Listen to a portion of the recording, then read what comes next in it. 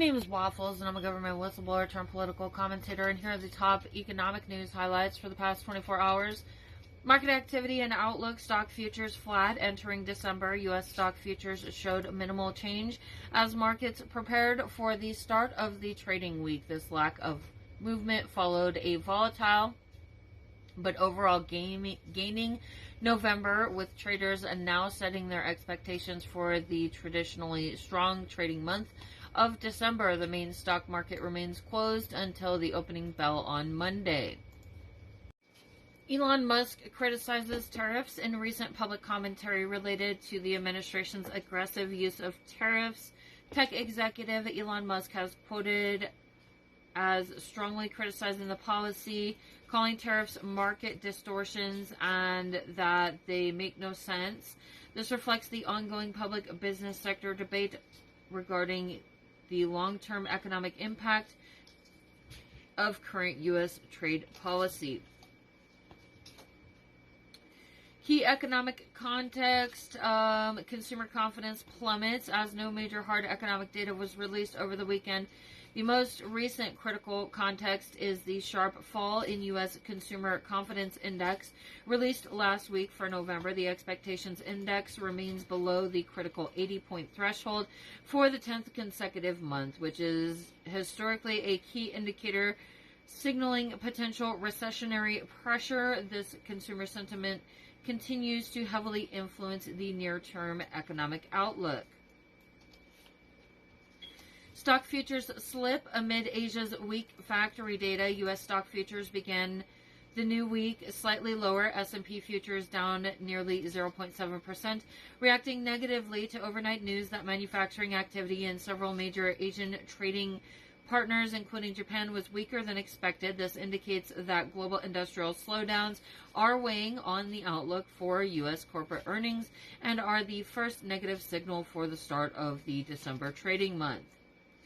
Federal Reserve rate cut debate heats up. Commentary from economic analysts over the weekend emphasized that the Federal Reserve's upcoming December 10th meeting is a true battleground, with officials remaining openly divided on a third consecutive interest rate cut. Federal Reserve Chair Jerome Powell's previous warning that a December cut is not a foregone conclusion keeps the market on edge, with volatility expected to rise significantly as traders await new inflation and jobs data.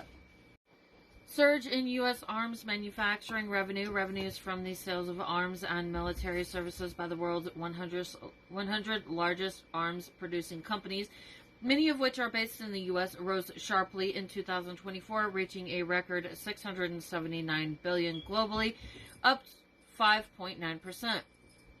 This significant growth is directly attributed to high demand driven by global geopolitical tensions and major U.S. government-backed modernization efforts. The sector remains a quiet but powerful driver of U.S. industrial revenue. This is happening while Donald Trump is hanging out with Vladimir Putin and fucking Netanyahu. Treasury auctions new long-term debt. The U.S. Treasury officially announced the auction results for new long-term securities issued on December 1st, 2025. This includes a new 2-year, 5-year, and 7-year and 20-year Treasury bonds and notes with yields ranging from 3.489% 2-year to 4.706% 20-year. This continuous multi-trillion-dollar debt issuance is critical to financing the government and directly impacts the long-term interest rate structure of the U.S. economy. I mean, it really just looks to me like he's stealing all our money and is planning on going around the planet killing a bunch of people.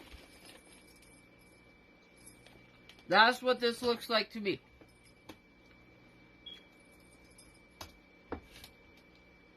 And I will hope that if that's what these people are doing, that this is put to an end and that they are not allowed to do so.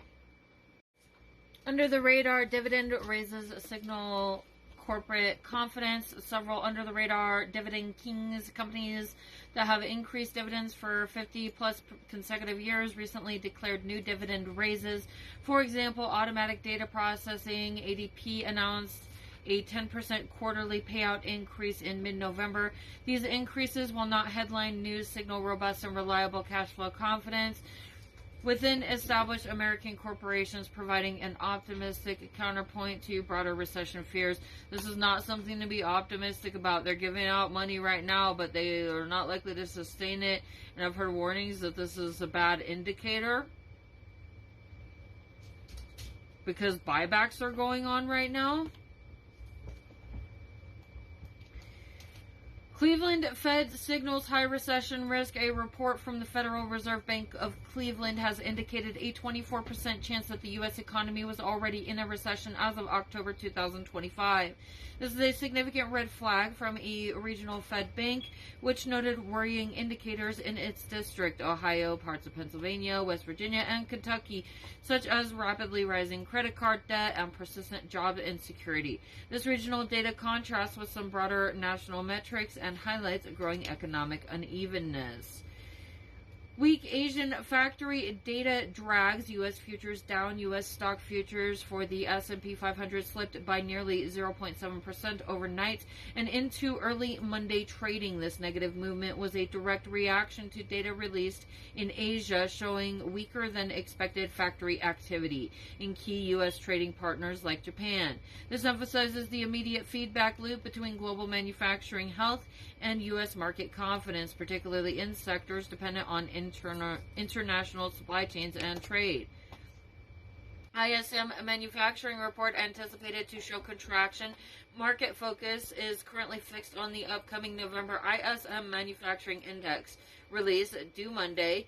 Economists are projecting the headline index will remain below 50, projected at 49, which signifies a continued contraction in U.S. factory activity for the month. This report is critical as a lower than expected number would further pressure the Federal Reserve to consider a rate cut. Timestamp, let's see here, December 1st. Bloomberg. People are still dropping stuff, yo. Rise of global non-tariff attacks on U.S. tech. A new report highlights a growing threat to U.S. economic dominance in the digital sphere. The proliferation of non-tariff attacks and TAs by foreign governments. These are not traditional tariffs, but rather discriminatory operational constraints and massive fines that precisely target leading U.S. tech companies. E.g., EU extracted $6.7 billion from U.S. tech companies in 2024 alone.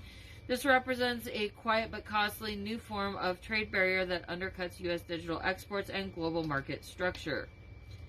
Fed officials end balance sheet reduction. Quantitative tightening, a technical but significant monetary policy action, was finalized recently. The Federal Reserve formally concluded the reduction of its aggregate securities holdings, often referred to as quantitative tightening, which had been set to finish on December 1st, while the central bank is still split on further interest rate cuts. Ending the balance sheet runoff signals a small shift towards loosening the overall money supply. That should be it for today's economic report. It is currently a Sunday. It's going to be, well, I mean, Sunday's technically over. It's Monday now. I'm going to go. See you later. Bye. So the Olympics is great. And Johnny, for the others, you know, the World Cup, Johnny is the head of it. We had our top people, Wasserman. They all came in on the Olympics, and then I saw Johnny. And we got the World Cup, too. And, you know, it's only because they rigged the election that I'll be your president representing you there. You know, I got both of them. I got the Olympics, and I got the World Cup. And I said, you know, it's too bad. One was in 2026, and the other was in 2028. And I said, I won't be there. I won't be your president. But then they rigged the election, and now we won. So I'm going to be your president for the Olympics and for the World Cup. So, Johnny, thank you for the World Cup. And everybody, thank you for the Olympics. We're going to have a great time. Hey, guys, don't forget to like, share, subscribe, and comment on my videos. And also, don't forget to check out my shop where you could get this awesome Real Patriots Punch Nazis t-shirt. America, fuck yeah. And if you go to the link tree in my bio on most platforms, it's got links to everything, all of my stuff. You can find my shop there. I'm on eBay. You can also get this cool Exterminate MAGA sticker, because MAGA's fucking cockroaches. And fuck MAGA. Abolish MAGA. Fuck you, MAGA.